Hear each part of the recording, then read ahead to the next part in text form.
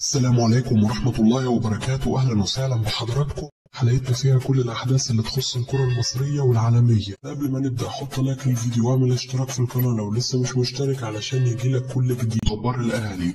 رئيس نادي باتشوكا المكسيكي يجتمع مع لاعبي فريقه في قطر بعد تخطي مواجهة بوتافوجو البرازيلي ويؤكد لهم ثقته الكبيرة في قدرتهم على تحقيق المزيد، وتخطي الأهلي أيضا لمواجهة ريال مدريد في النهائي ويعدهم بمكافآت مالية خيالية حال تحقيق كأس التحدي يوم السبت المقبل وتقديم مباراة ملحمية جديدة. وقائد الفريق يؤكد لزملائه أن الكأس التي حصدوها بالأمس لابد أن تكون أكبر حافز لهم لتحقيق كأس أخرى يوم السبت وكتابة تاريخ جديد. منافسة شديدة في كل المراكز بين عناصر الأهلي في قطر لحجز مكان في التشكيل الأساسي الذي سيخوض مواجهة السبت القادم. وكولر يصبح في حيرة من أمره قبل اختيار التشكيل الأساسي في ظل تألق قفشة وطاهر محمد طاهر وبيرسي تاو ورضا سليم وحسين الشحات وعمرو السولية في التدريبات. عدد كبير من رابطة مشجعي الأهلي في المملكة العربية السعودية يتوجهون إلى الدوحة بالبساط لدعم الفريق في مواجهة باتشوكا المكسيكي يوم السبت القادم.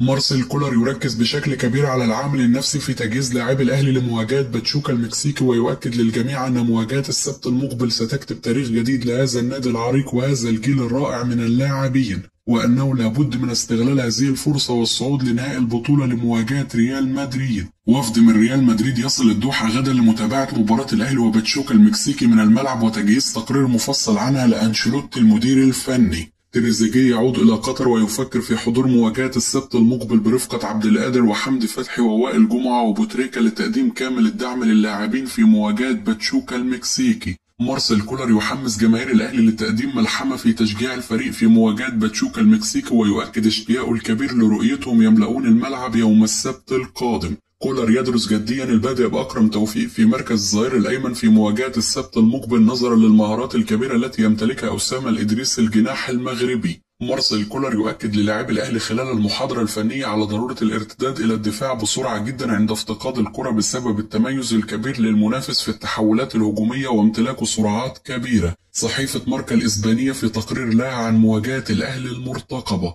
باتشوكا المكسيكي على بعد خطوة واحدة من مواجهة ريال مدريد في نهائي كأس الانتركونتيننتال للأندية، لكنه سيكون مطالب بالفوز على الأهلي في كأس التحدي. عليهم أن يعرفوا أن المهمة لن تكون سهلة، خصوصا حينما يواجه الأهلي أحد الفرق الثقيلة في كرة القدم المصرية والإفريقية. رئيس اللجنة المنظمة لبطولة الانتركونتيننتال يتمنى أن ينجح الأهلي في الوصول إلى نهائي البطولة وتخطي باتشوكا المكسيكي ليكون هناك حضور جماهيري كبير أمام الريال في ظل العدد المحدود جدا من جماهير باتشوكا في قطر. تييجو ألمادا لاعب بوتافوجو البرازيلي يعلن انتقاله إلى نادي ليون الفرنسي بعد خسارة الفريق بثلاثية نظيفة في قطر أمام باتشوكا. شروط المغربي حكيم زياش المالية تصعب للغاية من فكرة الأهلي في التعاقد معه قبل بطولة كأس العالم للأندية. نادي سيريوس السويدي يشترط الحصول على 3 مليون دولار لبيع المهاجم الهولندي صاحب الأصول الفلسطينية يوسف ساليتش للأهلي.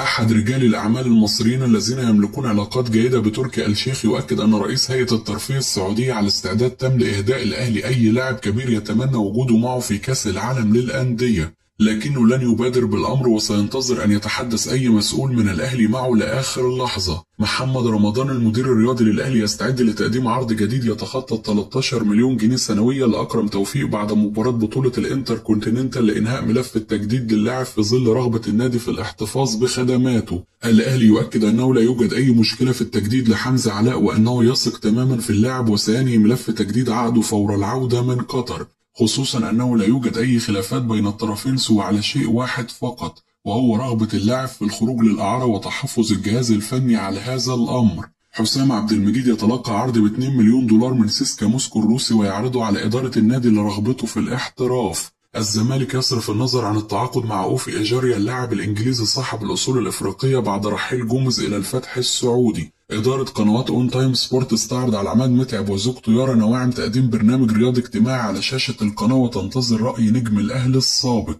أحمد حسام ميدو يبرئ تركي آل شيخ والأهلي وكل من حاول جمهور الزمالك إلقاء الاتهامات عليه بعد رحيل جوميز، ويؤكد أن المدرب رحل لأسباب مالية بحتة بعدما أثرت إدارة النادي في صرف رواتب المدرب واللاعبين ووجود مشاكل كبيرة مالية بالنادي. هانا بوريدة يجتمع مع حسام وإبراهيم حسن وجهاز المنتخب الوطني بعد العودة من الخارج لمعرفة احتياجاتهم في الفترة القادمة. رامي ربيعة: نضع أمام أعيننا المركز الأول في أي بطولة يشارك بها النادي الأهلي وتلك هي مكانة الفريق. ونسعى دائما إلى إثبات أنفسنا وتحقيق البطولات مع الفريق، خاصة إذا كانت بطولة جديدة ولم تدخل دولاب النادي من قبل، ونتمنى دعم الجماهير وإن شاء الله سنساعدهم. بطولة الانتركونتيننتال سيظهر خلال خبرات اللاعبين الذين سبق لهم المشاركة في كأس العالم للأندية في السابق، وخبرات اللاعبين السابقة، والبطولة هامة جدا بالنسبة لنا، وهي نسخة جديدة وسنقدم كل ما لدينا من أجل التتويج بها، وأن نثبت للجماهير وللعالم أننا متواجدون.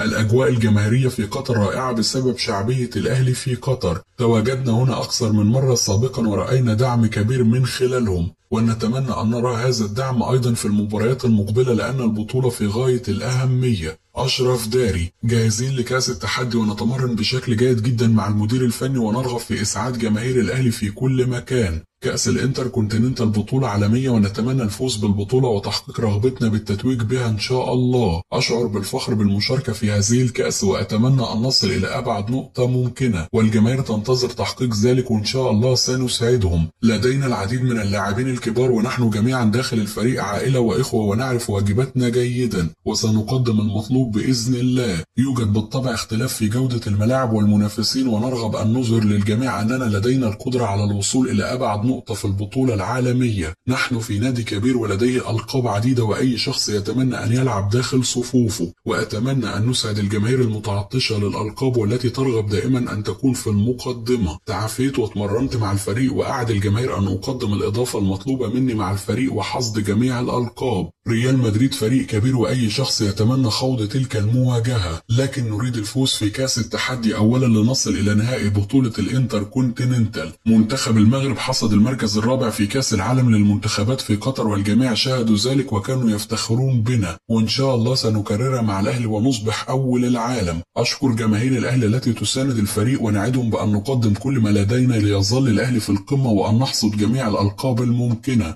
رمضان السيد نجم النادي الأهلي السابق: المارد الأحمر أمامه فرصة تاريخية في الفوز على باتشوكا المكسيكي والتأهل لنهائي كأس الانتركونتيننتال يوم السبت القادم. بوتافوجو خسر أمام باتشوكا بالأمس بسبب تصريحاتهم قبل المباراة والتي كانت تتسم بالغرور، فلم يكن يصح أن تتحدث عن مواجهة ريال مدريد قبل تخطي عقبة باتشوكا والأهلي أولا. الأهلي عند دخوله أي تحدي يظهر بمستوى جيد ويقدم كرة قدم عالية، وأنا بتفائل بتواجد الكابتن محمود الخطيب في أي رحلة مع الفريق لأنه يمنح اللاعبين دوافع بشكل جيد، وواثق أن الأهلي ولاعبيه سيقدمون مباراة كبيرة أمام باتشوكا يوم السبت القادم وسيتأهلون لمواجهة ريال مدريد. كولر مدرب الأهلي تواجد في مباراة باتشوكا وبوتافوجو من المدرجات وشاهد الفريق المكسيكي عن قرب، وأعتقد سيخوض المباراة يوم السبت بأفضل تشكيل ممكن. على المستوى الشخصي أفضل تواجد أكرم توفيق في الجبهة اليمنى، خاصة وأن باتشوكا يهاجم بشكل جيد من الأطراف في الجبهتين اليمنى واليسرى،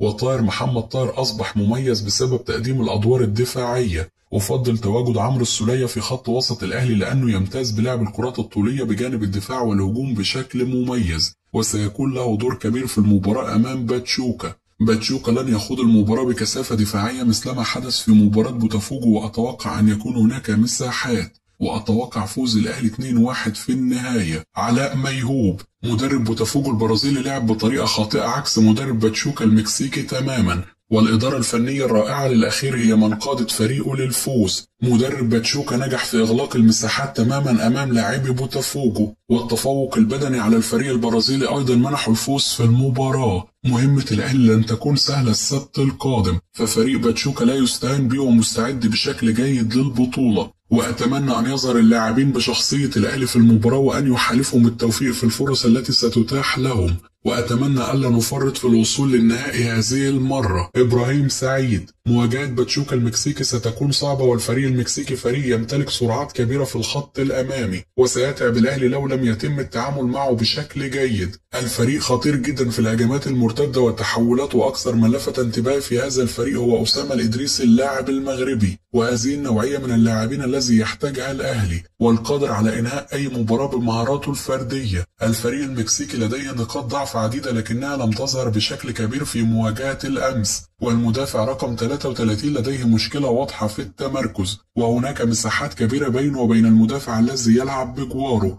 ولو ركز وسام أبو علي سيستغل المساحات بين المساكين، وحسين الشحات وطاهر محمد طاهر يمكنهم أيضا استغلال المساحات في ظهر المدافعين. وحارس المرمى لديه مشاكل عديدة أيضا، وكان يخرج بشكل غريب من مرماه، ولو وسام أبو علي لعب على الكرة الثانية التي ترتد منه بعد التسديد عليه سيسجل في مواجهة السبت. وأعتقد الأهلي قادر على الفوز على الفريق المكسيكي لو نجح في استغلال الفرص التي ستتاح له. نحتاج فقط من اللاعبين التركيز الشديد واللعب بروح من أول دقيقة في المواجهة.